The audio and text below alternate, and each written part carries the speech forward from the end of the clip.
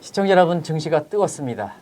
이럴 때일수록 리서치 경험과 전문적인 지식, 그리고 시장의 오래된 경험, 무엇보다 미래에 볼 수 있는 그 해안, 이런 것을 갖추신 분 위에 어떤 그 시장 진단과 전망이 필요한 시점이 아닌가 생각합니다. 아무래도 이러한 네 가지 분야에서 골고루 갖춘 이런 분이 아마 이분이 이렇게 가장 적당하다 이렇게 판단돼서 오늘 긴급을 모셨습니다. 정유신 서강대학교 기술경영대학원 원장님이십니다. 정 원장님 안녕하십니까? 네, 안녕하십니까. 예. 요즘 그 증시가 뜨겁습니다. 오늘도 굉장히 많이 올랐더라고요. 네네.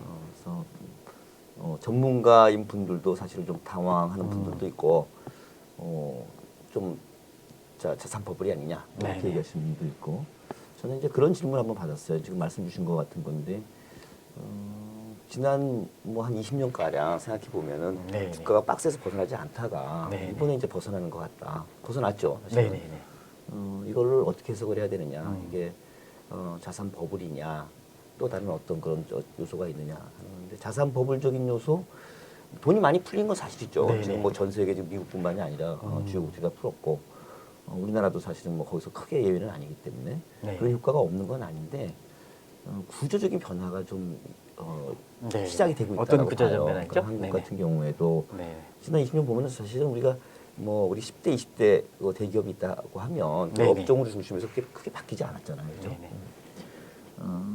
그런 구조가 바뀌지 않았기 때문에 제가 보기에는 그 시가총액도 크게 바뀌기 어려웠을 것이다 이런 생각을 하고 있어요. 근데 네네. 이제 한국도 드디어 이제 그런 변화가 본격적으로 시작이 됐다. 한 작년부터 시작이 된 거라고 생각하고 있거든요. 근데 네네. 대표적인 게 이제 우리 뭐 4차 산업혁명 얘기를 많이 했는데, 네네. 실질적으로 4차 산업혁명이 어떤 산업 구조라든지 경제 구조라든지 나아가서 이제 기업들의 구조에 큰 임팩을 주진 않았다가 네네. 아마 이제 이게 작년부터는 구체적으로 주기 시작한 거 코로나 아니냐. 특수한 경우.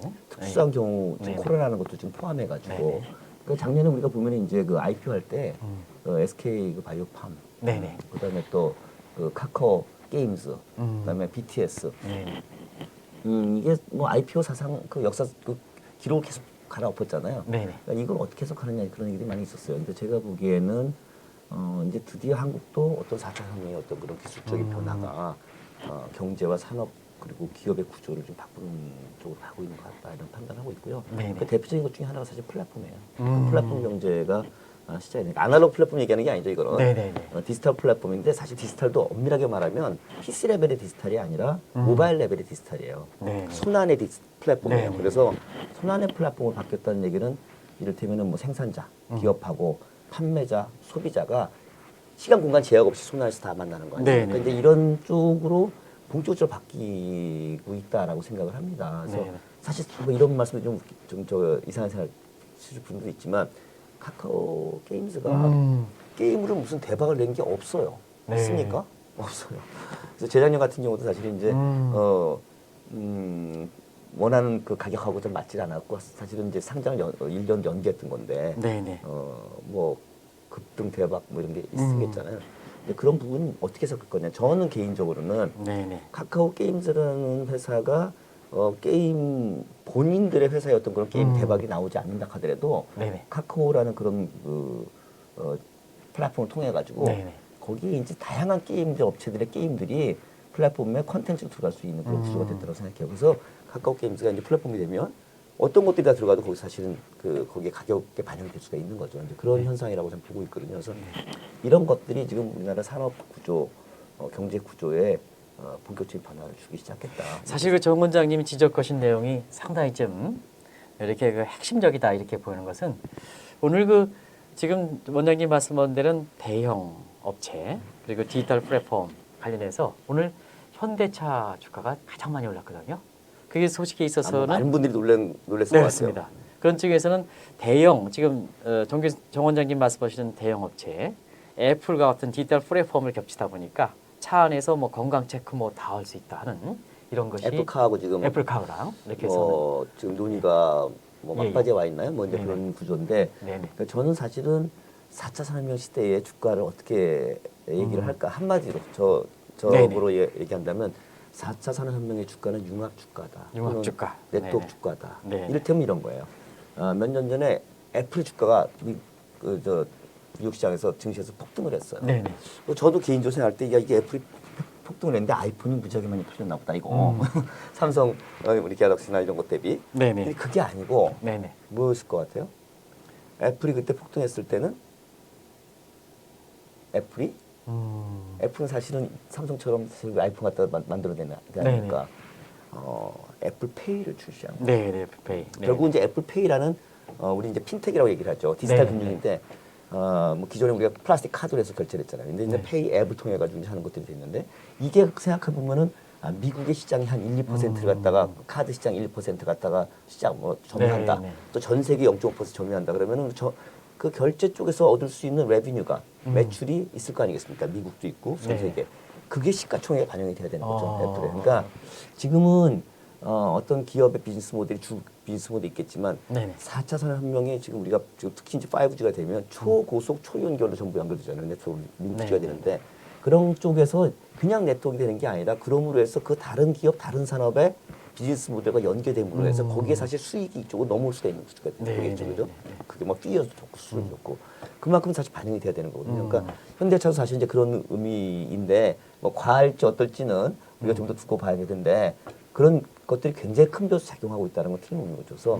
그래서 이제 한국 또 이제 우리나라도 전 세계에 일어났던 변화. 사실 지금 나스닥 미국에서 일어났던 변화가 네네. 그런 변화거든요. 네네. 지금 한 지난 2년 동안 계속 사상 최고치 갖다 경신을 했잖아요. 네네.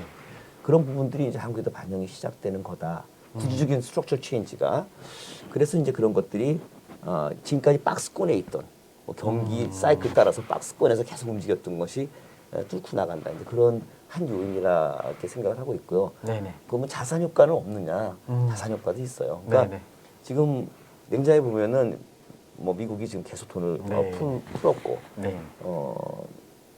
리만 사태 2008년이잖아요. 그죠? 네네. 리만 사태 쇼크 이후에 양적 완화를 했잖아요. 근데 양적 완화에서 스퀴즈로 돌아갔은 건 아니거든요. 양적 네네. 완화를 갖다 완화를 줄인 거지. 줄인 거죠. 예, 예. 그런 본격적인 상태에서 투자를 이제 못한 거죠. 네. 제로 베이스로 가려고 그러다가 네네. 코로나도 터졌잖아요. 네네. 그리고 이제 트럼프 정권에서 지금 또 바이든 정권으로 바뀌었고 바이든 정권은 다 아시다시피 민주당 정권은 큰 정부죠. 네네. 그러니까 사실 돈을 더 풀 거라고 이제 예상이 되는 거고 그러면 이제 전세가 다시 또 자산 효과가 있기 때문에 이런 부분도 지금 반영이 됐죠. 예를 들면 저희 뭐 그런 얘기 많이 했잖아요. 이제 펄을 안 쓰고 네네. 뭐죠? DPR 네네. PPR이 또는 될까? PPR. 네, PDR이 된가? 네, 네네. DPR은 뭐 드림 프라이스 네, 레이쇼죠. 맞습니다. PPR은 사실은 이제 페이턴트 프라이스 예, 레이쇼인데 페이턴트 프라이스 레이쇼는 나름대로 의미는 있어요. 그러니까 네. 뭐냐면 이때까지 이걸 레비뉴하고 우리가 프라핏을 갖다 얻는 손익을 얻는다는 것은 유형화된 수익이잖아요. 네네. 근데 페이턴트는 무형화된 자산에서 앞으로 미래 캐시플로우로 우리가 예상을 하는 거잖아요. 그죠? 네네. 그게 이제 가격에 반영이 된다라고 그런 건데 사실은 좀 비약도 있지만 그게 이제 실질적으로 만약에 과거 2000년 초반에 어떤 그런 IT 그 버블하고는 다르게 우리가 플랫폼 통해 가지고 그 페이턴트가 있으면 굉장히 빠른 속도로 네네. 소비자한테 전달하거나 네. 투자 전달할 수 있다는 그런 기대감을 가질 수가 있거든요. 그런 건 네네. 반영되는 건 맞다라고 봐요. 그러니까 플랫폼의 특징이 아까 제가 이제 디지털 플랫폼이라도 PC 레벨 플랫폼이 아니라 손안의 플랫폼이라 했잖아요. 모바일 플랫폼. 네네네. 그 특징은 뭐냐면 PC 레벨보다 훨씬 더 시간 공간 제약이 없잖아요. 네네. 광속 시장이지 않습니까? 네네. 광속 시장. 그러니까 시간 공간 제약이 없으니까 만약에 어떤 제품이나 서비스가 기깔나면 전 세계의 시간 공간 제약, 전 세계의 모바일로 접속될 수 있는 모든 시장의 소비자들이 잠재 고객들이죠. 다 주문을 낼 거라 하는 그런 기대감이 바로 작동할 수가 있죠. 그게 유니콘이 탄생하는 이유거든요. 네네. 유니콘이 아니 뭐 작년도 제품 보니까는 벤처 기업이 지금 뭐 매출이 10억에다가 당기 수지가 마이너스 5억인데 누가 투자해 보서 투자 밸류가 기업 가치가 보니까 2조, 1조, 2조, 3조 된다는 거 아니에요. 네네. 그래서 이렇게 투자하는 사람이 제정신인가 이렇게 봤더니 구글이나 무슨 알리바바가 이렇게 투자한 거 아니에요. 왜요?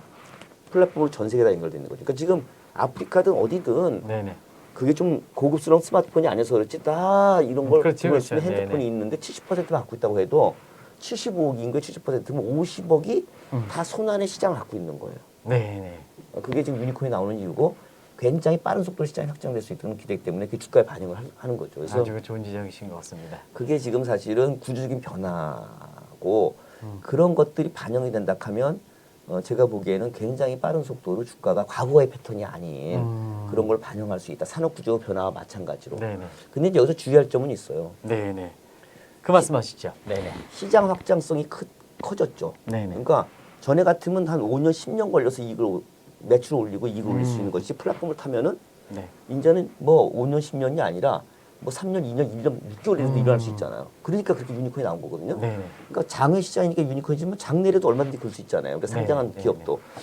그럼 굉장히 시장 확장성이라는 게 이제 중요해지고 의미가 있게 생겼는데 그러나 이제 주의할 점은 있다는 거죠. 뭐냐? 무한 경쟁이에요. 그러다 보니까 엔트리 베리어 우리 시장 이렇게 진입하는 그 비용들이 굉장히 낮고 그러다 네. 보니까 굉장히 빠르게 들어올 수가 있는 거죠. 정보도 네네네. 이제는 빅데이터가 이제 활용이 쉽게 되면 네네. 원천 기술까지 안 해도 융합 기술은 금방 그 카피가 되거든요. 네네. 그럼 경쟁이 굉장히 치열하니까 그게 무슨 결과가 가져올까요? 과거 대비 비즈니스 모델의 회임 기간이 굉장히 짧아져요. 짧죠. 그러니까 네네. 전에 같으면 어떤 제가 뭐 새로운 상품을 만들어서 제품 만들고 기술을 갖다 개발했다 그러면 이걸 한 10년, 20년 해먹을 수 있다 이거예요. 네네. 근데 이제는 3년도 해먹기 어려운 거죠. 그러니까 계속 개발하고 이렇게 하자면 안 되기 때문에 이게 사실은 그것도 주가에 반영이 돼야 되는 거예요. 네네. 무조건 쫙 가는 게 아니라. 그래서 그런 점은 좀 조심할 점. 그러나 구조가 지금 바뀌었다 이렇게 생각하고 있습니다. 그렇습니다. 지금 이 대목은 사실 그 중요한 지적인데요. 사실 이런 새로운 트렌드를 몰다 보니까 과거의 그 전통적인 평가 지표, PR이든가 이런 걸 따져서 사실 그 2001년 IT 버블과 붕괴될 것이다 이런 시각인데요. 지금 정 원장님 말씀을 들으면 의문이 풀리는 것 같아요. 거기 하나가 좀 더 네네. 그러니까 이제 자산 버블적인 요소가 있다고 저는 개인적으로 생각합니다. 지금 보시면 부동산이 올랐고 주가가 올랐고 가상화폐도 올랐어요. 네네. 그래서 비트코인 뭐 4천만 뚫고 막 이렇게 됐죠. 그러니까 이거를 어떻게 살 거냐인데 금값은 별로 안 올랐잖아요. 네네. 그러니까 이제 버블적인 요소가 있는 건 분명한데 디지털로 가는 거예요. 네네. 디지털로. 물론 이제 조만간에 지금 페이팔이 비트코인 갖다 결제 수단으로 이용하겠다 했었는데 얘가 길어지니까 제가 얘기 못 하겠는데 그건 아마 네네. 블록체인의 처리 용량이나 처리 속도 같은 기술적인 요소가 아니고 지금 CME 그 시카고 선물 거래소에서 비트코인 선물이 엄청나게 거래가 되고 있습니다. 하루에 8천억, 9천억 정도 거래돼요. 만약에 페이팔이 갖다가 조그만 범위 내에서 자기가 결제하는 것 같다 하고 그걸 책임진다 하면 나머지 그 가격 변동 리스크는 선물로 할 가능성이 있다고 봐요. 그러면 결제선 쓸 수가 있을 거거든요. 네. 이제 그렇게 해서 시작이 되면 가상화폐 갈 수 있는 그런 의미는 있는데 그럼에도 불구하고 전체적인 것들 보면 돈이 많이 풀린 효과가 있다. 그러면 이제 이게 한편에서 그런 걱정을 하실 거 아니에요. 네네. 야, 그 분명히 그 부정적인 변화도 있는 자산 효과도 있으면 갑자기 폭락할 수도 있냐. 그거를 뭐 우리가 어느 미래를 예단할 수는 없죠. 그러나 이제 큰 틀에서 보게 되면 우리가 IMF 위기도 겪었고 리만 네네. 사태도 받고 그랬을 때 쭉 보면 뭘까요? 이런 그 개도국이나 중진국 이런 쪽에 저 이머징 마켓 쪽에서 돈이 빠져나가는 것은 철저하게 미국이 환수할 때예요. 네네. 근데 지금 미국이 지금 뭐 연준 의장 표현에 의하면 2023년까지는 네네. 금리를 올리지 않을 것처럼 사실 얘기를 하고 있고 지금 미국 상황이 올릴 수 있는 상황이 아니죠. 아니죠? 네네. 그리고 지금 달러는 계속 약세로 갈 거고 기대감이 많이 있잖아요. 우리나라 네네. 원화도 그래서 절상이 되고 있고 네네. 미화라도 그러고 있는데 이런 부분들은 사실은 미국이 본격적인 그 스퀴즈를 하기 전까지는 이런 그 이머징 마켓에서 돈이 빠져나가지 않을 거라고 보면 네. 예, 알겠습니다. 바로 저기 하진 않을 거다 이렇게 네. 생각했습니다. 사실은 오늘 정 원장님 지적하신 대목은 상당히 앞으로 이거 주식 투자할 때 굉장히 중요한 대목이 아닌가 생각합니다. 이 점을 좀 염두에 두시고 정 원장님을 어렵게 모셨으니까 다음에 2편을 마련해서 정 원장님과 더 깊이 있는 얘기를 좀 들어보도록 하겠습니다. 일단은 첫 번째 방송은 여기서 마치도록 하겠습니다. 감사합니다.